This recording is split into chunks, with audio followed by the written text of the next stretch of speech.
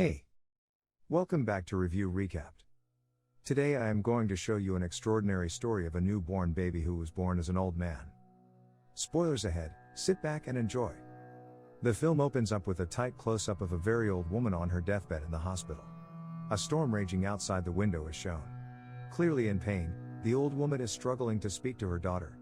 One can tell the mother is at the end of her life because when she cries out in pain and her daughter calls the nurse tells her that she can have as much pain medication as she wants. The daughter has come to say goodbye to her mother, but their relationship seems strained. The woman asks in a weak voice for her daughter to bring her a diary from her belongings and to read it to her. The diary is full with tickets and photographs stick to the pages. The story begins with the old woman, Daisy, reminiscing about a blind clockmaker who built a clock for Grand Central Terminal in New York. While he was building the clock, his only son goes off to war and dies in battle. In grief, he continues building the clock. The reveal of the clock is a major event, and when the clock is unveiled, the second hand surprisingly turns counterclockwise and the clock is measuring time backwards. The crowd is shocked and the clockmaker reveals that he wishes that time moved backwards so that the events of the war can be reversed and that all the soldiers who died can return to their families. Shortly thereafter, the clockmaker closes his shop and disappears. We then cut to the end of World War I in 1918. Throughout the streets of New Orleans, people are flooding the streets in celebration. A young man, Benjamin's father, however, is rushing home to check on his wife who has just given birth. His wife appears to have hemorrhaged during childbirth and is on the brink of death. The presence of the priest who has come to give her last rites confirms this. Before she takes her last breath, she asks her husband to ensure that their child have a place in this world. Benjamin's father promises, and shortly thereafter the mother expires. He approaches the crib and the attending nurse tries to warn him, but he cries out in horror when he lifts the blanket and sees his son for the first time. He then grabs the baby and tears out of the door. He runs madly into the street with the baby crying wildly and eventually stops at the banks of the river. He contemplates throwing the baby into the river when a policeman stops him and chases him. Benjamin's father frantically runs away and eventually stops at the porch of a large house. He hears people inside the house and then impulsively places his baby on the steps of the house and leaves whatever money he has with the baby. Within seconds, a young black couple come out of the house. They are flirting with each other, completely unaware of the baby. They begin to descend the stairs and one of them almost trips on the baby. The woman, Queenie, picks up the baby and we see that Benjamin looks like an octogenarian infant. Despite the protests of her husband, she decides to take the baby in. She brings the baby into the house and puts him in the top drawer of her dresser. When the doctor examines Benjamin, he tells her that the baby suffers from arthritis, is nearly blind from cataracts and has osteoporosis. No one expects the baby to survive long. Unable to have a child of her own, Queenie decides that Benjamin is a child of God and takes on the responsibility of raising him. She names him Benjamin and introduces him to the elderly tenants of the house as her sister's child. The elderly tenants seem to be unfazed by Benjamin's unusual appearance. One elderly woman even remarks that he looks just like her ex-husband. Over the next few years, we see Benjamin spend his early years as a short, frail, bald elderly man with glasses when in fact, he is only 5 years old. He calls Queenie Mama and his mannerisms and impulses are very childlike. Although he is fully grown in size, Queenie still bathes him and scolds him like a child when he tries to wander off. He begins to learn to read but cannot walk and is confined to a wheelchair. Then one day, Queenie takes him to an evangelical healer. After healing Queenie's infertility, he commands Benjamin to walk during a dramatic healing. After Benjamin stumbles and takes his first steps, the preacher suddenly drops to the floor and dies. Benjamin progresses physically, being able to walk with the help of crutches. He soon befriends a charming pygmy man who takes Benjamin into town and they seem to connect over their uniqueness. When the pygmy leaves Benjamin to visit a prostitute, Benjamin misses the last streetcar and must walk home on his crutches. Although Queenie greets him with a harsh scolding, Benjamin remembers his first taste of freedom as one of the best days of his life.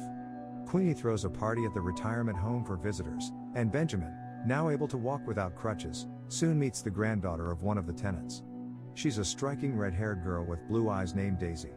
Benjamin develops an instant boyish crush on her even though he appears to be an elderly man. In his diary, Benjamin remembers this as the day he fell in love with Daisy.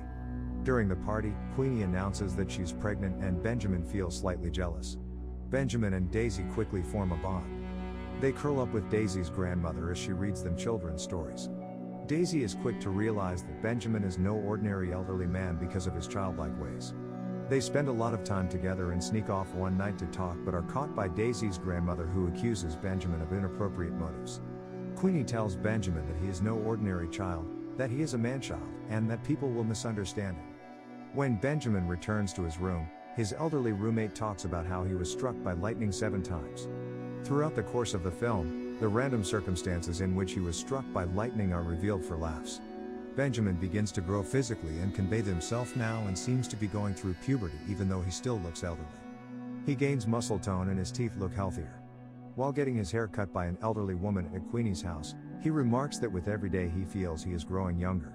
The woman replies that it must be sad to grow younger and watch the people you love die before you. While Benjamin reflects on this remark, the woman adds that if we didn't lose the people that we love, we wouldn't know how important they are to us. Benjamin later talks about some of the elderly tenants who died during their stay and the things they taught him. Benjamin visits the docks of the harbor and one day volunteers to work for a salty tugboat captain named Captain Mike. Despite his elderly appearance, Captain Mike agrees to take Benjamin on, and we see Benjamin mostly scrubbing the decks and doing light work. This is all very exciting to Benjamin, and the two quickly become friends. During the course of conversation, Captain Mike learns that Benjamin is still a virgin. Captain Mike decides to take Benjamin to a brothel to fix that. At the brothel, a drunk Captain Mike rants about being a self-proclaimed artist and not a tugboat captain like his father, and then undresses to reveal his self-inked tattoos, as a tattoo artist. He then harps on about his hummingbird tattoo and what a remarkable bird it is. Although Benjamin's appearance creeps the prostitutes out, one sympathetic prostitute reluctantly agrees to sleep with him. With the sexual vigor of a teenager, Benjamin wears the prostitute out and agrees to come visit her every day except Sunday. As Hess leaving, we see Benjamin's father exiting the brothel, and he intuitively recognizes Benjamin as his son. Benjamin's father, Thomas Button, offers to give Benjamin a ride home in his fancy, chauffeur-driven car. They stop at a bar for Benjamin's first drink. They drink and talk until the bar closes, and then Tom drives Benjamin home. After Queenie chastises him for staying out late, Benjamin throws up from his first night of binge drinking. One day, Benjamin sneaks the 9-year-old Daisy out for a ride on Captain Mike's tugboat. Still drunk from the previous night's drinking, Captain Mike reluctantly agrees to take them out to sea. The tugboat passes a cruise ship and the captain waves to Benjamin and Daisy. Daisy remarks how she wishes she could be on a cruise ship like that. At about 17, Benjamin still looks like an older man but desires to leave home and work on Captain Mike's tugboat. Daisy is about 12 and makes Benjamin promise that he'd write to her from wherever he travels to. While Benjamin travels from harbor to harbor on the tugboat, we watch Daisy grow up and train as a ballet dancer. During his travels, Benjamin befriends an unhappily married Englishwoman named Elizabeth at the hotel he lives in. They end up talking all night almost every night, and she tells Benjamin that she attempted to swim the English Channel when she was 19 but gave up before she could finish. She introduces Benjamin to the finer things in life like caviar and vodka, and she tells him about the places Hess never seen like Asia. They eventually start an affair and spend every night together. Benjamin writes to Daisy and tells her that Hess fallen in love. Then, one night, Elizabeth disappears, leaving only an impersonal note saying it was nice to have met him. Captain Mike announces to the crew that the Japanese have bombed Pearl Harbor and that Hess contracted with the US Navy to support the war effort. The cook decides to leave the crew and be with his wife, so Benjamin steps in as cook. The tugboat gets its first taste of war when the crew shows up to the remains of a naval ship carrying soldiers that was just bombed. The tugboat soon catches the eye of the enemy submarine and the crew springs into action, heroically deciding to collide with the submarine and sink it. Gunners on both the tiny tugboat and the submarine exchange fire, and ultimately, the tugboat maneuvers itself onto the submarine and sinks it. Captain Mike and several of the crew are wounded and die as a result. Benjamin survives and passes on Captain Mike's earnings to his wife. As he throws out the lifesaver from the tugboat out to sea, a hummingbird flies up from the lifesaver and whizzes by Benjamin. He remarks that he never again saw a hummingbird in the open sea. Returning to Queenie's house from the war, Benjamin now looks about 50. Daisy makes a surprise visit and she's about 20. She doesn't recognize Benjamin at first, but after a brief reunion, they decide to go out on a date. At dinner, Daisy talks incessantly about her passion, dancing, and Benjamin can't really get in a word edgewise. Their date ends at a romantic lake where Daisy attempts to seduce Benjamin by doing some impressive ballet moves and talking about her promiscuous life in the ballet company. Benjamin, however, refuses to sleep with Daisy and she leaves disappointed. Benjamin's father, Thomas Button, meets up with Benjamin again. Thomas Button walks with a crutch due to an infection in his foot and his health is failing. He invites Benjamin out to dinner and then shows him his button factory. He then reveals to Benjamin that he is his father and shows him pictures of their family. Benjamin has a hard time taking it all in, but eventually realizes that Thomas wants to reconcile with him before he dies. Thomas promises to leave Benjamin everything. Before Thomas dies, Benjamin takes him to the lake to watch the sunrise and both men are at peace with the past.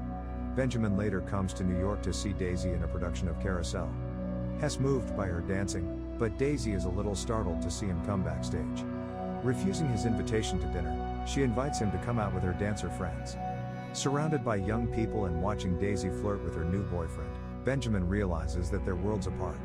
Disappointed, he goes back home to Queenie's house. Back in today's world, the dying Daisy tells her daughter that Benjamin came to tell her that his father had just died, but she was 23 and foolishly wrapped up in her own world. Daisy then shows her daughter pictures of her as a young dancer and reveals that she was the first American to be invited to dance with the Bolshoi Ballet. Daisy remarks that even though she had many lovers in her youth, she always thought about Benjamin and felt connected to him. Meanwhile, the storm rages on outside the hospital window and the news report reveals that it is, in fact, Daisy is now dancing with a ballet company in Paris. Benjamin narrates a series of events that make up a chain reaction resulting in Daisy getting hit by a taxi. A friend wires Benjamin the news about Daisy and he comes to Paris to see her. We learn that the car crushed Daisy's right leg and thus ended her dancing career.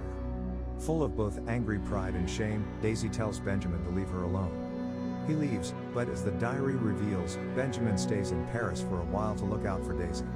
As her daughter reads from Benjamin's diary, the modern Daisy had no idea he had stayed in Paris and begins to weep. Although he was in love with Daisy, Benjamin reveals he slept with several women while in Paris. A few years later, Benjamin appears to be about 40 and Daisy, having recovered and able to walk again, visits Benjamin at Queenie's house. She asks him to sleep with her and he promptly says yes. They visit the same lake Benjamin took his father to, and as they watch the sunrise, Daisy promises to never indulge in self-pity again. They end up traveling together and living on the sailboat Thomas Button left his son. When they return from their travels, Queenie's house is empty and the couple learn that Queenie has just died. They attend her funeral services and Benjamin sells his father's house. He and Daisy buy a duplex and spend all their time as a young 40-ish couple in their sparely furnished apartment. Renewing her love for dance, Daisy has opened up a dance studio and teaches little girls. She is dancing in front of the mirror one day when her leg injury reminds her of her limitations. In spite of this, Benjamin, who is watching, clearly still loves and admires Daisy. She remarks that they have finally met halfway in time, and then Daisy reveals that she's pregnant. Months later, Benjamin expresses his concern that the baby will be like him, but Daisy assures him that she will love the baby even more if it is.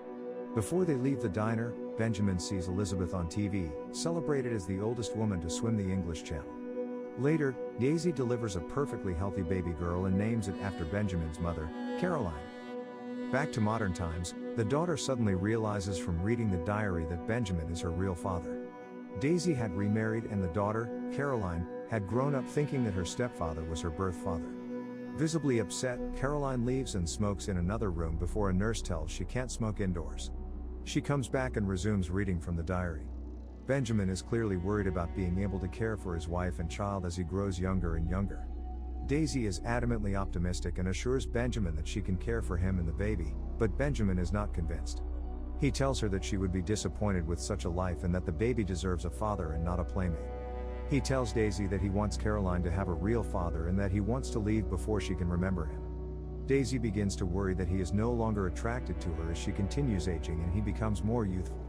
After Caroline's first birthday, Benjamin sells his father's button factory, the sailboat, the summer cottage and all his assets and leaves all money in bank safe deposit for Caroline's and Daisy before walking out the door. The modern-day Daisy reveals to Caroline that she soon met Caroline's father shortly thereafter and that Benjamin was right. She wasn't strong enough to raise the both of them alone. She doesn't know what Benjamin did during that time, but the diary reveals he did visit Daisy once more. Now about 23 years old in appearance, Benjamin visits Daisy's dance studio one night and Daisy, now about 60, is startled by his return. Benjamin is youthful and strikingly handsome while Daisy has naturally aged. He meets his teenage daughter and Daisy's husband. The husband and daughter wait in the parking lot while Benjamin and Daisy talk. She explains that her husband is a widower and that Caroline has a lot of Benjamin's attributes. Daisy leaves with her family but later comes to Benjamin's room at night. Although clearly embarrassed by his striking youth juxtaposed with her aging body, Daisy cannot suppress her desire to be with him. It's quite obvious though, that Benjamin's love for Daisy has not waned and the two make love before Daisy says goodbye one last time.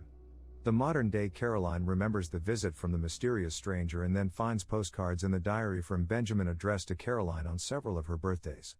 With each postcard, Benjamin expresses his regret that he wasn't there during key milestones in life, like her first day at school and her first heartache. Later Benjamin lives out his 20s, drifting and traveling. He wanders around India and works odd jobs, often sleeping in abandoned buildings. Then one day, Daisy receives a mysterious phone call and takes a cab to Queenie's house. Child Protective Services has found Benjamin, now a minor, living in an abandoned building in New Orleans. They managed to trace Daisy from all the references to her in his diary. We see that Benjamin is now a pimply 12-year-old who is afraid of human contact and is showing signs of dementia. He doesn't remember Daisy but feels like he should know her. The modern-day Daisy then narrates that she moved into Queenie's house to care for child. Benjamin is a difficult 7-year-old showing signs of Alzheimer's disease. Like a loving and patient grandmother, Daisy seems to be able to calm him and she reads to him from the same children's book her grandmother once read to her in Benjamin. In one heartbreaking scene, Benjamin regresses to a 4-year-old and talks about having the feeling that Hess lived an entire life but can't remember any of it. Another day, he ends up on the roof and Daisy talks him down. We then see him regress to a toddler and then finally an infant in elderly Daisy's arms. Daisy narrates that one day, Benjamin took one last knowing look at her and then died in her arms. Fully spent by this story, Daisy and her daughter share a sense of relief and closure that comes with the revelation of long-hidden truths. In the background, Hurricane Katrina is getting dangerously near the hospital and soon diverts Carolyn's attention away from her mother. Daisy looks to the window and sees a hummingbird approach and then fly away into the storm. The camera pans out to reveal hospital staff scurrying to evacuate patients and transport medical supplies. In the end we see a montage of some of the memorable characters from the film, spoken of by Ben himself, and ending with the hurricane's waters washing into a storeroom where sits the old clock, still ticking backwards. Make sure to subscribe and turn on notification to watch more videos like this. Thanks for watching.